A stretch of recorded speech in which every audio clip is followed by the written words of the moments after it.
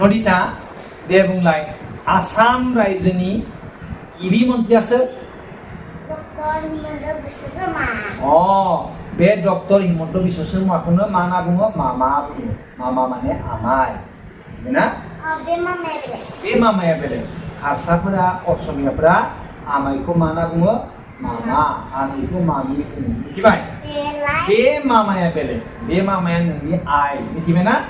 केमेरामेना नोंनि आइ। मिथिबाय? बिनि उनाव बुंनाय बे मामाया नोङो आफा। नों फार्मार आङो डक्टर। दे नदिता बुंलाय मोनसे बाथ्रा।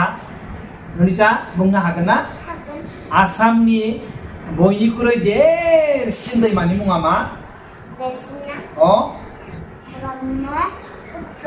वाव जोबोद मोजां। ओइ नदिता